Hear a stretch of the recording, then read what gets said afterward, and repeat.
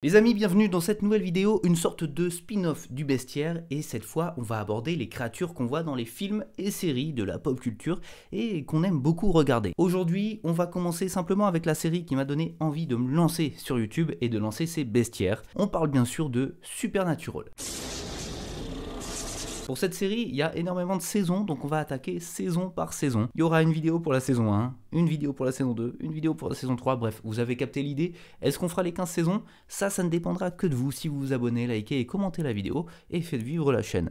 En attendant, eh bien écoutez, c'est parti, là, tout de suite, c'est parti. La Dame Blanche. Au premier épisode de la première saison de Supernatural, on nous présente un des esprits les plus connue du monde, la Dame Blanche. Dans cet épisode, elle se caractérise par une jeune femme marchant au bord de la route. Généralement, c'est à des jeunes hommes naïfs et dégueulasses qu'elle apparaît. Non, voilà, disons les termes. Bref, elle leur apparaît, et vu que c'est des gros dégueux, ils ont le regard un petit peu lubrique, tout simplement, et ils ont envie de profiter du fait qu'elle soit un petit peu perdue, pour pouvoir s'attirer ses faveurs charnelles. Et c'est à ce moment-là qu'elle attaque. Et pas qu'un peu. Dès qu'ils se lancent dans leur premier pas pour l'embrasser, c'est là qu'elle s'attaque à eux et les tue. En réalité, on apprendra plus tard qu'il s'agit plutôt d'une Llorona, une femme qui pleure. C'est un esprit de la famille des Dames Blanches, oui, mais qui a un passé extrêmement violent et qui a perdu ses enfants. Sa présence dans notre monde serait due au fait qu'elle n'a jamais pu en faire le deuil, marchant au bord des routes et des rivières pour extérioriser son chagrin et nourrir sa haine des hommes en faisant son casse-croûte à minuit passé, le Wendigo.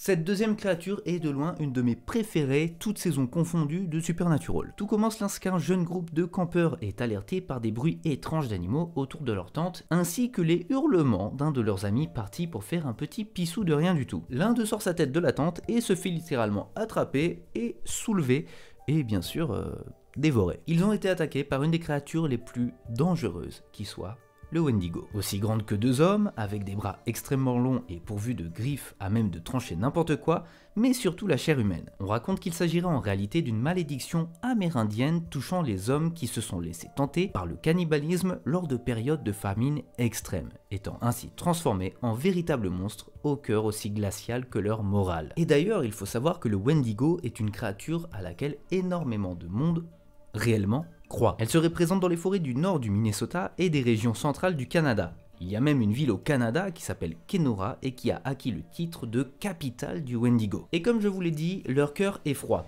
et ce n'est pas une métaphore. Et c'est pourquoi une des seules manières de s'en débarrasser, c'est de l'arracher et d'y mettre littéralement feu. Ou alors, si vous avez la flemme, de mettre feu à son corps entier. Mais rien n'est moins sûr parce qu'elle risque de vous attaquer bien avant et surtout de vous découper en petites rondelles. Bloody Mary. Bloody Mary est une légende assez connue dans le monde. Et si vous ne la connaissez pas, c'est que vous n'avez pas eu une enfance pleine d'horreur et de copains qui voulaient vous terroriser. Et ça, est-ce que c'est dommage ?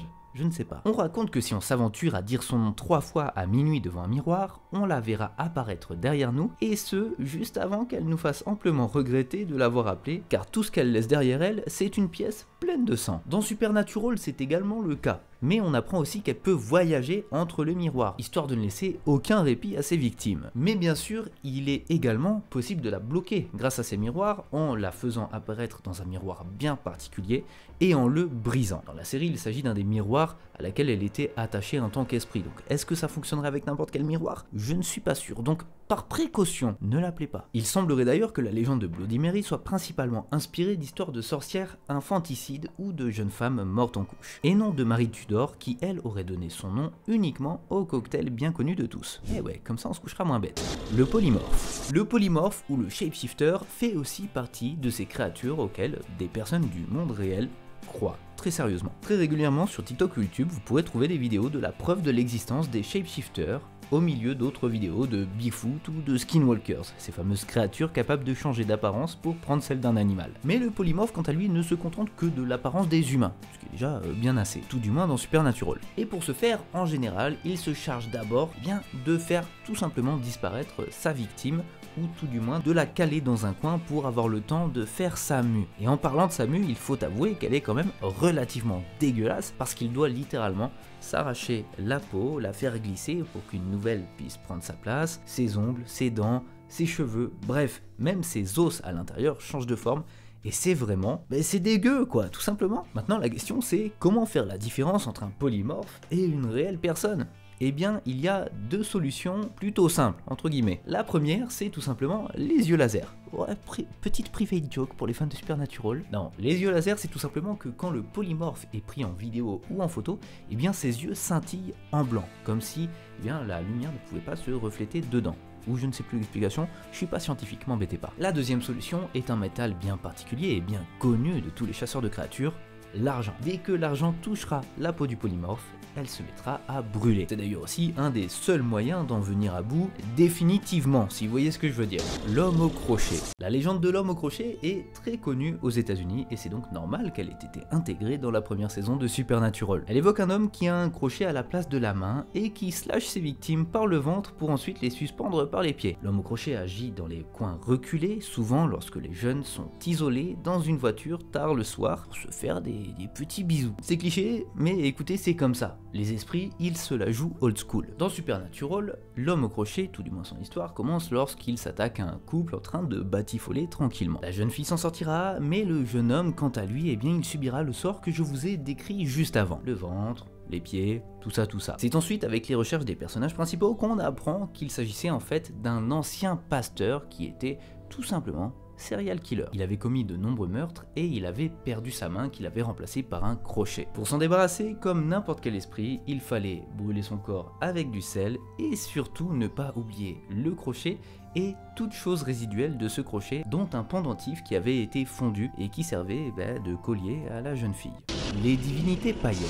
L'épouvantail qu'on voit dans l'épisode 11 de Supernatural vient d'une ancienne religion païenne. C'est une divinité nordique, un Vanir en anglais, dieu de la prospérité, fertilité et de la richesse. Ici dans l'épisode, la fertilité de la terre apporte de bonnes récoltes, rendant la ville riche par rapport à ses voisines. Cette créature protège toutes les personnes qui lui vouent un culte sans pareil. Et ce culte consiste tout simplement en un sacrifice annuel. Un homme et une femme. Alors évidemment, les personnes de ce culte ne veulent pas s'attaquer aux personnes de la communauté, ce serait méchant. Donc chaque année, elles font en sorte qu'un couple tombe en panne, pile à leur arrivée dans la ville, ils mettent la voiture au seul garagiste qui existe dans le coin, évidemment qui fait partie de la communauté, et les nourrissent très grassement, très copieusement, en ne leur faisant même pas payer. Bah oui, ils ont le cœur sur la main ici. Tout du moins juste avant de les attacher et de les présenter au dieu, qui se fera un plaisir de les dévorer. Pour se débarrasser de cette créature, il faut attaquer sa source, l'arbre le plus vieux de la ville et généralement la plus belle cible, tout simplement parce que c'est le plus chargé en magie. Évidemment, on n'oubliera pas de mettre un petit peu de sel comme d'habitude, mais le principal c'est de brûler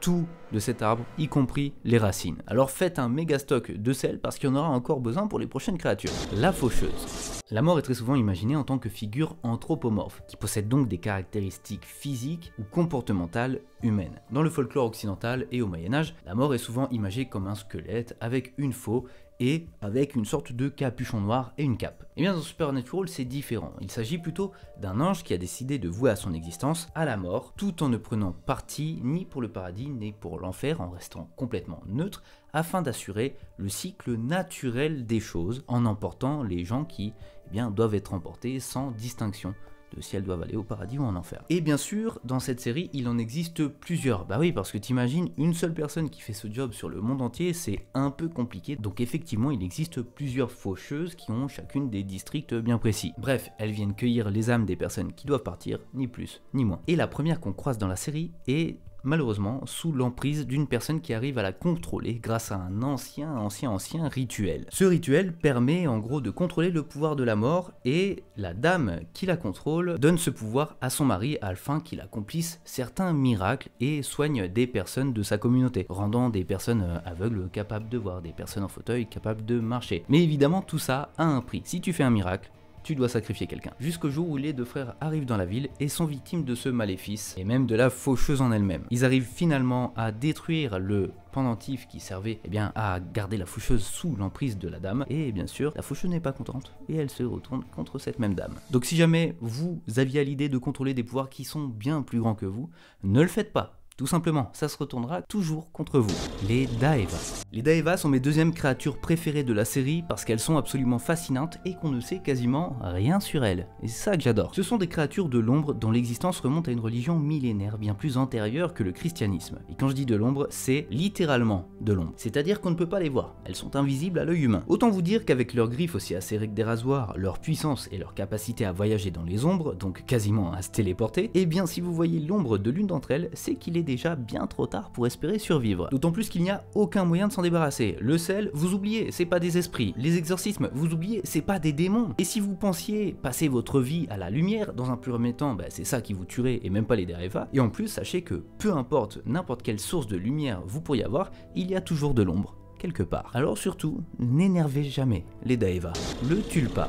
Les tulpas sont des êtres créés par la méditation. Une fois nés, ils ont leur propre vie. C'est fou. Dans Supernatural, cette créature est très spéciale parce qu'elle a été créée par, non pas la méditation, mais la croyance. En effet, une rumeur circulait sur internet comme quoi, entrer dans une certaine maison pour se faire peur, eh bien, on pouvait croiser un esprit qui y vivait, celui d'un homme très méchant, qui avait parfois une hache, parfois une tronçonneuse, et qui était très violent et tuait toute personne qui s'introduisait dans cette maison. Eh bien, en fait, il n'en était rien. Mais chaque personne qui allait dedans pour se faire peur croisait une sorte de symbole. Et à chaque fois qu'elle croisait ce symbole, chaque fois qu'elle se disait « Oh putain, c'est peut-être lié à ce monsieur », eh bien ce symbole prenait la puissance de leur pensée jusqu'à, finalement, après avoir eu assez de puissance, les matérialiser littéralement. C'est donc ça le tulpa, c'est cette créature créée par la croyance des gens. Et donc plus les gens y allaient en changeant les détails, par exemple quand ils pensaient que cet homme en fait n'avait pas de bras, eh bien chaque fois qu'il revenait, il n'avait pas de bras. Si 20 personnes y allaient en pensant qu'il avait une tronçonneuse et qu'il avait mis le feu à la maison, eh bien, il avait une tronçonneuse et avait mis le feu à la maison. Le problème avec le tulpa, c'est que vu qu'il repose sur la croyance et que la plupart des gens qui y vont ne pensent pas à imaginer ses faiblesses, eh bien, il n'en a quasi aucune. Le seul moyen de s'en débarrasser dans cet épisode, tout du moins, c'est de mettre le feu à la maison, de briser le symbole, même si ça ne change pas grand chose, et surtout de noyer le tulpa sous les décombres pour que jamais personne n'alimente ce symbole. Il y a quasi toute une religion autour des tulpas, et ça on en parlera peut-être plus tôt dans un épisode du bestiaire qui s'orientera plutôt sur le Moyen-Orient. Bref, on passe à la suite. Les striges.